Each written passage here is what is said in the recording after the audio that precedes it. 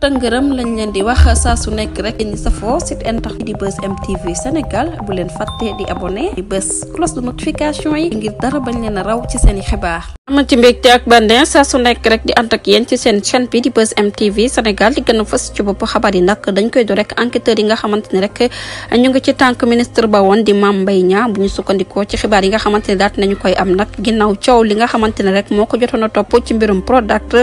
jamono ji ñuy wax nag ab coow toppati na ko bu ñu sukkandikoo ci collègue des juges d'instruction nag daat nay lañ bëtaat li nga xamante ne moom mooy dossier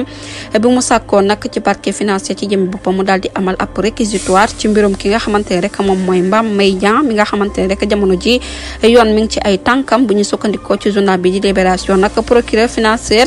dafa daal di sàkku rek ci juge d'instruction bi nag mu daal di amal ay investigation ci mbirum ki nga xamante ne moom mooy Mame Mbaye Niang ginnaaw enquête bi nga xamante ne rek doon nañ ko def ñii di enquête yi nag mi ngi daal di door rek ci suspect bi nga xamante ne suspecté nañ ko ci diggante ma Khadim Ba bu Loka Afrique moom si jëmmi boppam rek ñu ngi koy toppee moom lii di fraude douanière bu ñu sukkandikoo ci xibaar yi nga xamante ne daat nañu koy am kii di Mame Mbaye Niang moom tamit nag ñu ngi koy topp nag ci yeneen transaction yoo xamante ne rek ci programme Prodac la daal di bokk mu nekk xibaar bi nga xamante ne daat nañu koy am boobule dogal nag mu ngi daal di bootu rek ginnaaw ay expertise yi nga xamante ne rek daat nañuy tiré seeni conclusion ci ab cabinet bu privé niki janvier bee ñu génn mu nekk nag ay compte yu Prodac ginnaaw investigation bi nga xamante ne rek jot nañ ko ca def nag ci lañu daal di teg loxo rek ci fi nekkoon ancien coordonnateur di Pape Malick Ndour jamono ju ñuy wax daat nañ koy placé garde à vue bu ñu sukkandikoo ci xibaar yi nga xamante ne daat nañu koy am nag ñu ngi koy toppee wàllum association de malfaiteurs luubal ak njuuj njaaj ak raxas xaalis bu setul versement bu toll ci 2,7 milliards ci suñu koppar ñu ngi ko koy daal di toppee di ko tudd tamit ci mbirum li nga xamante ne rek moom moo ñee prestataire israélien ak Green 2000 yooyu yëpp nag nekk ay mbir yoo xamante ne rek jamono ji moom la ñu koy daal di toppee mu mel ni rek yëf yi nag am na ci ay dirigeants yoo xamante ne rek tudd nañ leen ca te kenn gisul leen maanaam daal ñoom ñooñu nag dañ na mes na menteng ba tey nag ci wàllum xibaar bu ñu jógee ko foofu dañuy desandi ci wàllum raniment rappeur bi di Khalifa nag daal di wutali rek parti des nationalistes bu Tahirou Sarr mu nekk xibaar bi nga xamante ne rek daal nañu koy am moom mi nga xamante ne rek moom mooy Khalifa nag daal di def ab ralliement ca fa mu nekkoon daal di wutali ji ki nga xamante ne rek moom mooy Tahirou Sarr ba tey ci wàllum xibaar.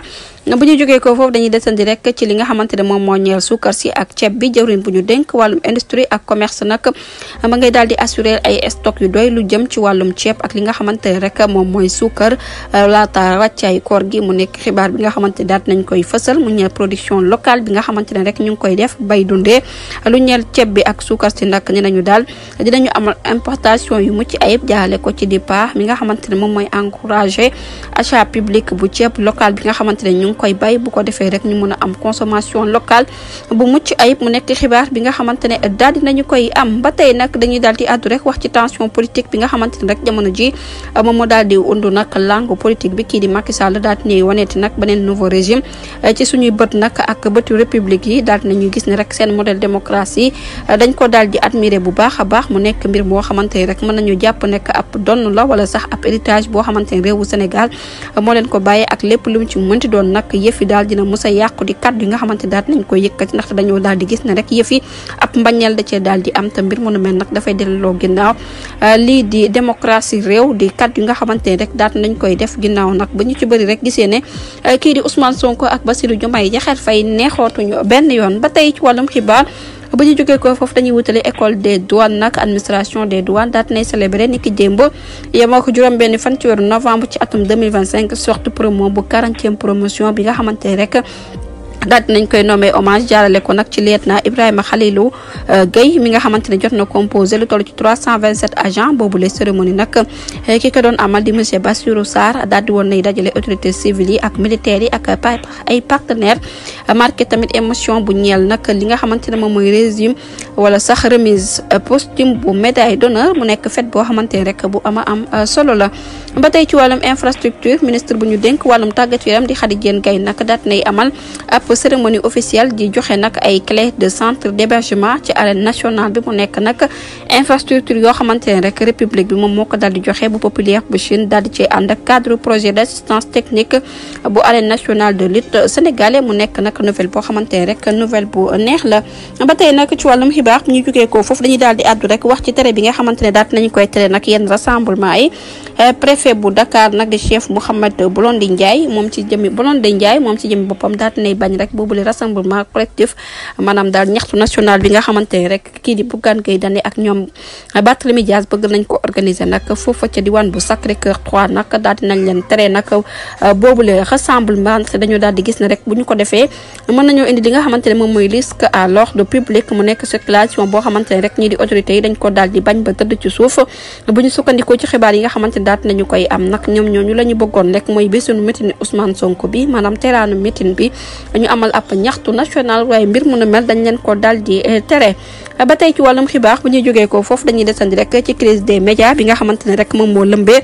bërëbu tasukaay xabaar yi nag SYNPICS ak CJURS ñoom ñooñu ñëpp daal nañu génnee ab communiqué daal di wax nag njàqare bi nga xamante ne am nañ ko ci situation critique bi nga xamante ne médias yi ñu ngi koy daal di dund ña ngay sàkku nag ñu daal di woote ab jarak bu ko defee rek ñu mën a préserver ak sañ-sañu ñi nga xamante ne rek ñoom ñooy journalistes yi mu nekk xibaar bi nga xamante ne daal di nañu koy biral. ba tey nag leneen li nga xamante ne moom la ñu daal di am comme xibaar ginnaaw saisie bi nga xamante ne rek brigade régionale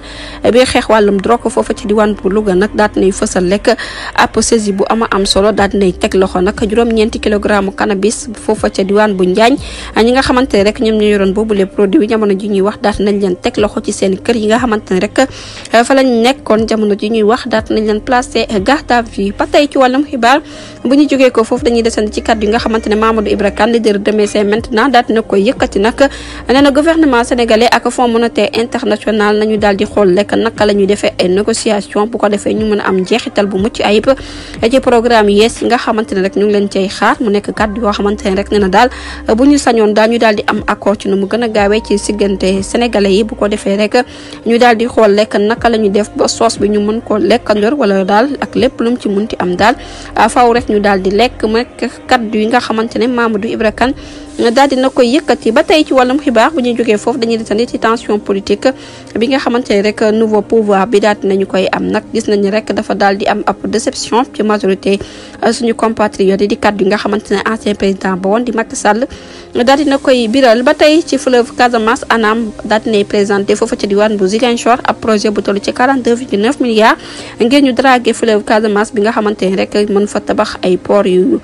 dëppook jamono foofu ci diwaan bu Elinkine ak Kafountine daal di créer ab centre de formation maritime. objectif bi nag mooy relancer li nga xamante ne rek moom mooy économie régionale ak moderniser li nga xamante ne moom mooy infrastructure gën a valoriser bu baax li nga xamante ne rek moom mooy ressource ak fleuve yi mu nekk xibaar bi nga xamante ne daal dinañu koy am. ba tey nag li nga xamante ne am nañ ko comme xibaar mu ñeel coopération parlementaire président bu assemblée nationale di El Hadji Malick Ndiaye daal dinay dalal ab audience monsieur Bonira Chan mi nekk directeur bu francophonie bu ministre des affaires étrangères bu Cambodge ñoom ñooñu nag jot nañoo jokkalante ci naka la ñuy renforcer li nga xamante ne moom mooy coopération parlementaire bi dox ci diggante ñaari réew yi gën a valoriser waat bu baax nag diggante xaritoo bi dox ci diggante ñaari réew yëpp bootu nag ci cosaan ak aada. ba tey ci wàllum xibaar bu ñuy jógee foofu dañuy desandi rek ci journaliste bi di Pierre-Édouard Faye daal dinay jébbal ab démission nag foofu ca bërëbu tasukaay xabaar bi di Walfadjri mu nekk xibaar bi nga xamante ne daal nañu koy fësal li waral nag mu daal di démissionné jamono ci kenn xamagul ko waaye daal moom si jëmmi boppam rek daal dinay jébbal ab démissionné. ba tey ci wàllum xibaar bu ñuy jógee foofu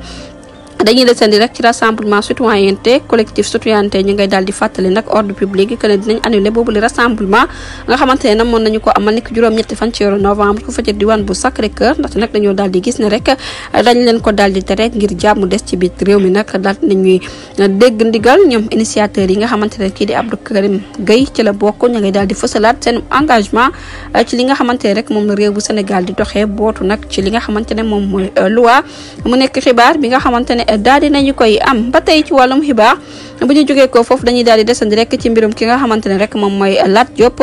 ki nekkoon ancien directeur bu LONASE nag daal dinañ koy libéré waaye dañ koo takkal nag li nga xamante ne rek moom mooy bracelet électronique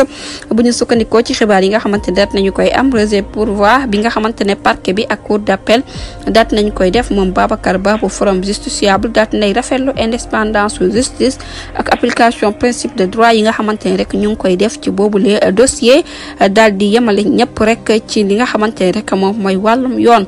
ba tey ci wàllum xibaar bu ñu jógee ko foofu dañuy desandi rek ci wàllum lubal ak njuuj njaaj kii di Moustapha Diop daat nañ koy placé sous mandat de dépôt ñu ngi koy toppee wàllum njuuj njaaj escroquerie ak raxas xaalis bu satut ak jëf yi nga xamante ne rek moom moo niroog jëfu malfaiteur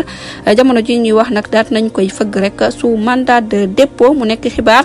bi nga xamante ne daal dinañu koy am jërë ngeen jëf ci ànd bi bu leen fàtte di abonné di bës cloche de notification yi ngir dara bañ leen raw ci seeni xibaar